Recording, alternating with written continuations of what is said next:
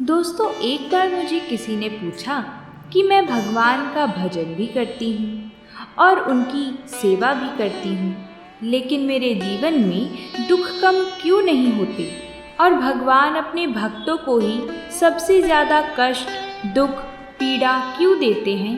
ये सवाल सुनकर मुझे लगा कि ये प्रश्न तो हम में से हर किसी के मन में कभी ना कभी ज़रूर आता है। जय माता दी दोस्तों, ओम नमः शिवाय। इसी सवाल का जवाब आज हमें एकादशी कथा में मिलेगा। आप सभी इस कथा को ध्यान से सुनिएगा।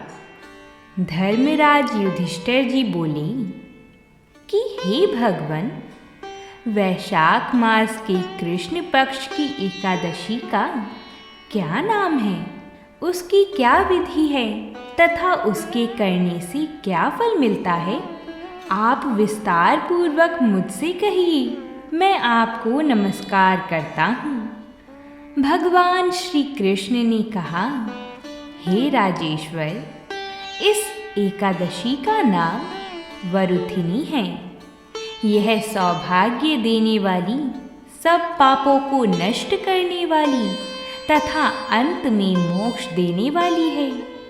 इस व्रत को यदि कोई अभागिनी स्त्री करे तो उसको सौभाग्य मिलता है।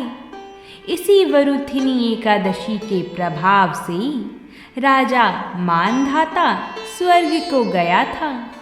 वरुथिनी एकादशी का फल 10,000 वर्ष तक तप करने के बराबर होता है। कुरुक्षेत्र में सूर्य ग्रहण के समय एक मन स्वर्ण दान करने से जो फल प्राप्त होता है, वही फल वरुथिनी एकादशी के व्रत करने से मिलता है।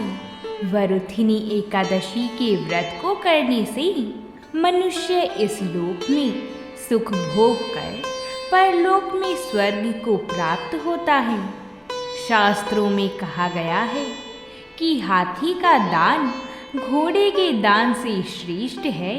हाथी के दान से भूमि दान, भूमि के दान से तिलों का दान, तिलों के दान से स्वर्ण का दान तथा स्वर्ण के दान से अन्न का दान श्रेष्ठ है। अन्न दान के बराबर कोई दान नहीं। अन्न दान से देवता, पितृ और मनुष्य तीनों तृप्त हो जाते हैं। शास्त्रों में इसको कन्यादान के बराबर माना जाता है। वरुथिनी एकादशी के व्रत से अन्नदान तथा कन्यादान दोनों के बराबर फल मिलता है। जो मनुष्य लोभ के वश होकर कन्या का धन लेते हैं, वे प्रलय काल तक नरक में वास करते हैं या उनको अगले जन्म में बिलाव का जन्म लेना पड़ता है। जो मनुष्य प्रेम एवं धन सहित कन्या का दान करते हैं, उनके पुण्य को चित्रगुप्त भी लिखने में असमर्थ हैं। जो मनुष्य इस वरुथिनी एकादशी का व्रत करते हैं, उनको कन्यादान का फल मिलता है। मैं तुम्हें वरुथिनी एकादशी की व्रत कथा सुनाता हूँ। तुम श्रद्धा पूर्वक इसका श्रवण करो।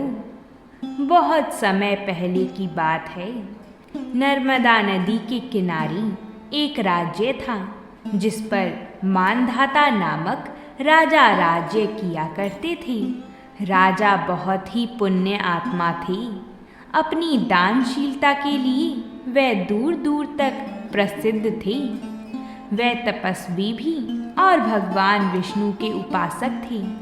एक बार राजा जंगल में तपस्या के लिए चले गए और एक विशाल वृक्ष के नीचे अपना आसन लगाकर तपस्या आरंभ कर दी। वे अभी तपस्या में लीन ही थे कि एक जंगली भालू ने उन पर हमला कर दिया।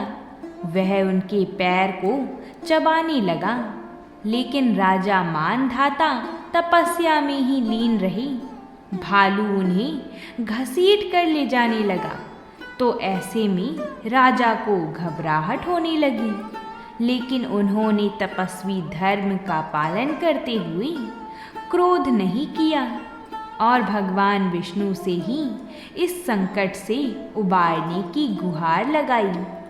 लेकिन तब तक भालू राजा के पैर को लगभग पूरा चबा चुका था। राजा बहुत दुखी थे, दर्द में थे। भगवान विष्णु ने कहा, वत्स, विचलित होने की आवश्यकता नहीं है। वैशाख मास के कृष्ण पक्ष की एकादशी, जो कि वरुथिनी एकादशी कहलाती है, उस एकादशी पर मेरे वराह रूप की पूजा करना। व्रत के प्रताप से तुम पुनः संपूर्ण अंगों वाली हष्ट पुष्ट हो जाओगी। भालू ने जो भी तुम्हारे साथ किया, यह तुम्हारी पूर्व जन्म के पाप का फल था। इस एकादशी के व्रत से तुम्हें सभी पापों से भी मुक्ति मिल जाएगी।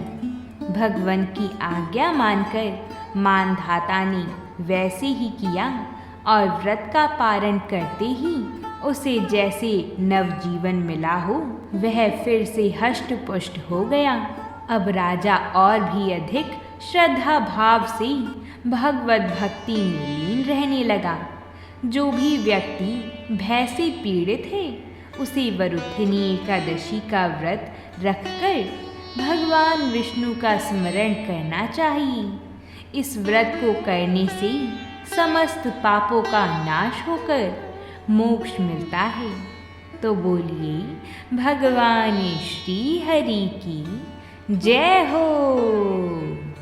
अगर आपने इस कहानी को ध्यान से सुना होगा तो आपको समझ आया होगा कि जो भी हमारे जीवन में कष्ट, दुख और विपत्तियां आती हैं, वो हमारे ही पिछले किए हुए कर्मों का फल होता है। और अगर कोई सोचे कि भक्ति करने से उसे उसके कर्मों का फल नहीं भोगना पड़ेगा, तो ऐसा भी नहीं होता। हमारी सृष्टि के कुछ नियम हैं। इन्हीं में से एक नियम है कर्मों के फल का। कर्मों का फल अवश्य मिलता है, चाहे वो अच्छा हो या बुरा। लेकिन अगर कोई भगवान का आसरा लेता है तो भगवान उसे उन विपत्तियों से लड़ने की क्षमता प्रदान करते हैं, जिससे वो हार ना मानकर जैसे तैसे उन दुख दर्दों को भोगकर इस जन्म मरण के चक्कर से छूटकर अपने भगवान के पास जा सके और फिर उसे दुख और कष्टों को नहीं भोगना पड़े। भगवान के कितने ही भक्त ऐसे हैं जिन्होंने बहुत ही पीड़ा और कष्टों को भोगा है, जिसके बाद उनको स्वयं भगवान ही लेने आए हैं। तो आइए हम सब भी भगवान की शरण में जाकर भगवान का नाम जप करते हैं, तो हमारी जीवन की समस्त समस्याओं का समाधान प्रभु की इच्छा और कृपा से संभव है। इसलिए इस पावन एकादशी को पूरी श्रद्धा से मनाएं, भगवत कथा सुनें, सत्कर्म करें और अपने जीवन को दिव्यता से भर दें। तो दोस्तों, कैसी लगी आपको यह कथा? कमेंट करके हमें ज़रूर बताएं और ऐसी ही अद्भुत पौराणिक कथाओं के लिए हमारे चैनल को सब्सक्राइब करें। प्रेम से बोलिए जय माता दी।